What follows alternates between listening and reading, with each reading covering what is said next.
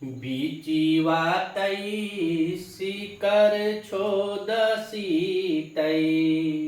बीची वातई शिकर छोदसीतई।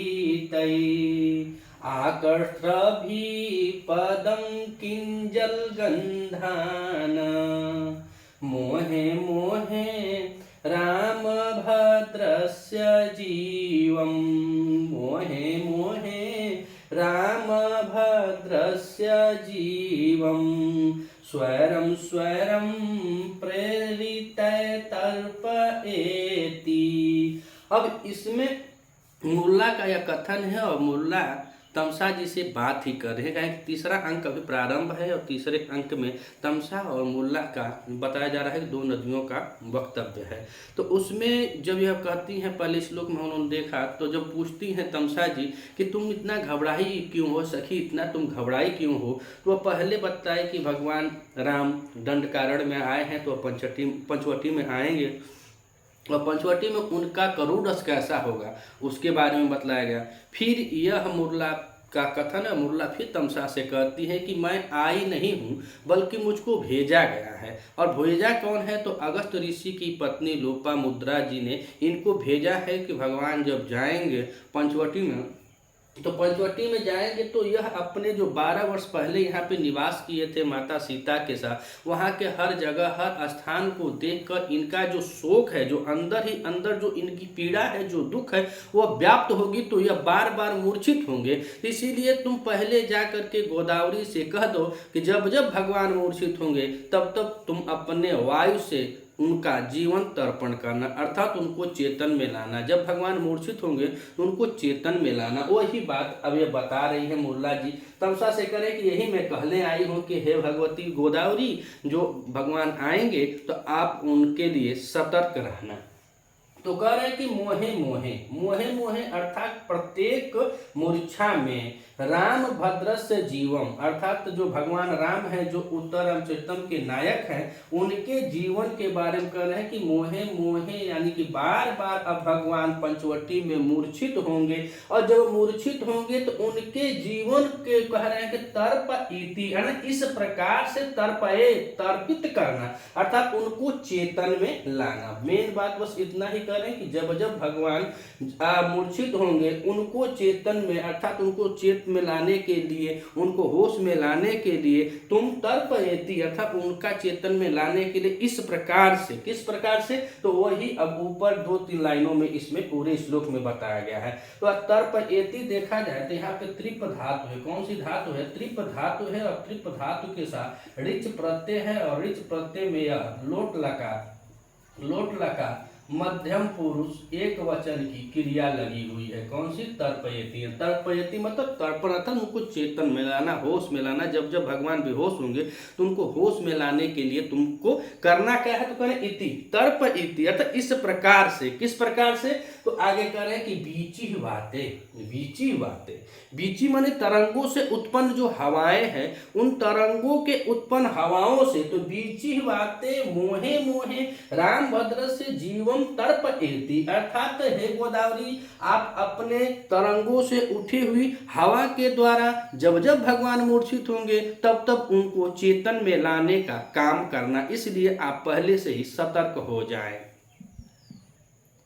तो वह माता गोदावरी को वह सावधान करने आई हैं और यही बताने कि मैं जा रही हूँ गोदावरी को संदेशा देने। और संदेशा किसका है? तो लोपामुद्रा का है। तो कहे कि बीची बातें मोहे मोहे राम भद्रस्य जीवम तर्पयति, अर्थात अपने तरंगों से उठी ही वायु के द्वारा मोहे मोहे प्रत्येक मूर्छा में बार बार भगवान जब मूर्छित होंगे तो उनको तुम चेतन में लाना, इस प्रकार से। और वह हवा, अब देखिए यहाँ पे बीची बातें कर रहे हैं। वातें माने होता है वायु। अब वायु कैसी है, अब उसके बारे में कवि जी ने बहुत सुंदर वर्णन किया है कि वायु कैसी होनी चाहिए।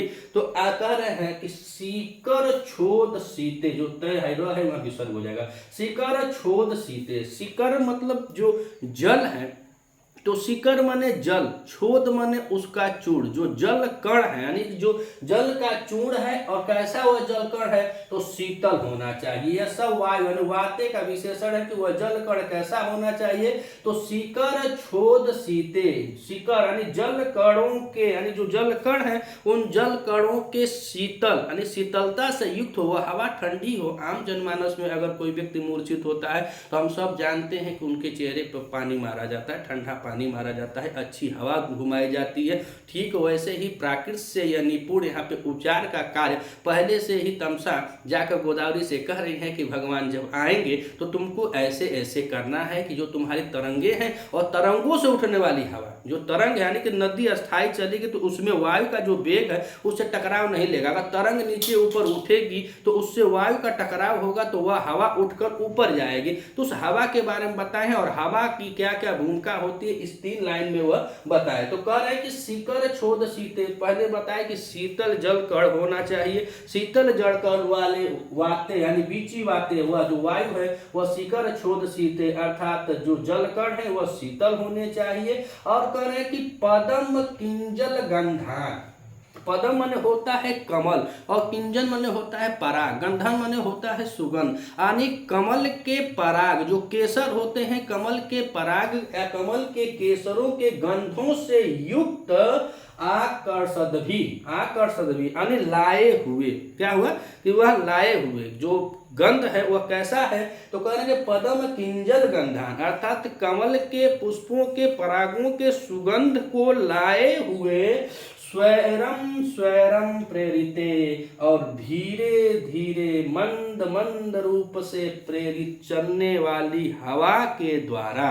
तो यहाँ पे हवा का विशेषण देखा जाए तो एगो यहाँ हो जाता है, एगो यहाँ हो जाता है, एगो यहाँ, यानी स्वैरम स्वैरम धीरे धीरे। तो हवा शीतल भी होनी चाहिए, हवा सुगंधित भी होनी चाहिए और हवा मंद मंद रूप से चलना चाहिए। ऐसा नहीं कि भगवान जब मूर्छित हो जाए तो तुम आंधी बवंडर चले लगे, वह भगवान कहाँ से ठीक हो तो और ही जनमानस के परेशान कर देबू। तो वे कह धीरे धीरे यानी स्वैरम स्वैरम धीरे धीरे प्रेरिते तर्पयति ऐसी हवाओं के द्वारा मोहे मोहे प्रत्येक मूर्छा में बार बार मूर्छित राम भद्र से भगवान राम भद्र यानी भगवान रामचंद्र के जीवन में जीवम यानी जीवन को तर्पयति इस प्रकार से तुम उसको चेतन में लाना। आइए एक बार और देखते हैं कि बीची वाते शिकर छोद शीते अर्थात शिकर छोद शीते जो जल कण है वह कैसे जल कण होने चाहिए, शीतल होने चाहिए, यानी कि जो जल है उसके जो चूर्ण है जो कण है वह शीतल होने चाहिए अर्थात शीतल जल कणों के द्वारा। और कह रहे कि पदम किंजल गंधान जो कमल के पुष्प हैं उन कमल पुष्पों के पराग के गंधान माने सुगंध से युक्त आकर्षद्वी लाई गई हुई, आकर्षद्वी माने लाई गई हुई। और इसमें हम देखें तो तृतीया विभक्ति का बहुवचनांत है, तृतीया का बहुवचनांत है कि लाई गई यानी के द्वारा लाई गई।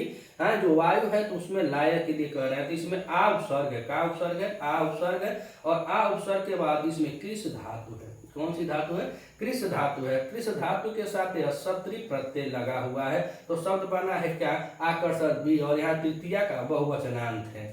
तो कह रहे हैं कि शिकर छोद शीते अर्थात कि जो जलकण हो शीतल हो तो शीतल जलकणों के और पदम किंजल गंधनान अर्थात पराग जो कमल के पराग के सुगंधों से युक्त लाकर्षद्वी यानी युक्त लाई गई वायु। और कह रहे हैं क्या कि स्वैरम स्वैरम धीरे धीरे प्रेरिते यानी धीरे धीरे चलने वाली बीची वाते तरंग से उठी हुई उस वायु के द्वारा मोहे मोहे मोहे मोहे अर्थात प्रत्येक मूर्छा पर राम भद्रस्य जीवम राम भगवान रामचंद्र के जीवन को तर्पयति उसको आप चेतित करना या उसको संभालना, भगवान के प्रत्येक मूर्छा पर उसको संभालने के लिए कर रहे हैं। यहाँ पे बता रहे हैं स्वैरम स्वैरम, स्वैरम शब्द में देखा जाए तो यहाँ पे क्या है ईर है, स्व है और स्व के बाद ईर है और ईर के बाद यहाँ पे देखा जाए तो यह स्वादी यानी स्वादी मतलब एक वार्तिक है, रे रीड़ो वार्तिक है, रे रीड़ो वार्तिक से यह शब्द पहले बना है स्वैर, उसके बाद स्वैरम स्वैरम बता रहे हैं। प्रेतम में देखें तो प्र उपसर्ग है, इसमें प्र उपसर्ग है और प्र उपसर्ग के बाद इसमें ईड धातु है। कौन सी धातु है? ईड धातु है। और उसके बाद यहाँ पे ऋच प्रत्यय है और ऋच प्रत्यय के बाद यहाँ पे कत प्रत्यय लगाएंगे। दो को प्रत्यय है, प्र उपसर्ग है, ईड धातु है, ऋच प्रत्यय और कत प्रत्यय प्रेरिते में। तो पूरे श्लोक में अगर देखा जाए तो यहाँ पे समुच्चय अलंकार है। कौन सा अलंकार है? समुच्चय अलंकार है। अलंकार की बात करें तो यहाँ पे समुच्चय अलंकार है। और क्रिया जो है तर्पयति, तो त्रिप के साथ ऋच धातु लोट लकार मध्य पुरुष एक वचन की है। तो पूरे श्लोक में यह एक समझिए कि संदेश है, जो संदेश कहना है। अभी वह तमसा से ही मुल्ला बता रहे कि मुझको यह जाकर गोदावरी माता से कहना है कि हे गोदावरी माता, हे नदी श्रेष्ठ, आप क्या कीजिएगा कि आप पहले से ही आप तैयार रहिएगा, कहेंगे भगवान पंचवटी में आ रहे हैं। तो जब आ रहे हैं तो अपने कैसे तैयार रहिएगा? तो अपने जल कणों, जो शीतल जल कणों के द्वारा और पदम किन जल गंधनान कमल के पराग से युक्त गंधों के द्वारा लाई गई स्वयं स्वयं धीरे धीरे चलने वाली हवा के द्वारा बीची वाते तरंगों में उठी वायु से मोहे मोहे बार बार मूर्छित होने पर राम भद्र से भगवान राम के जीवन को तर्पण, यानी कि चेतन में लाना है, अर्थात उनको चेतना प्रदान करना है। जब जब भगवान मूर्छित होंगे तब तब आप ऐसे करके उनको चेतना प्रदान कीजिएगा। अगर आप इस चैनल पर नए हैं तो चैनल को सब्सक्राइब कीजिएगा। अगर वीडियो अच्छी आपको लगे तो अपने मित्रों तक अधिक से अधिक शेयर कीजिएगा। मिलते हैं अगली वीडियो में, तब तक के लिए नमः संस्कृत।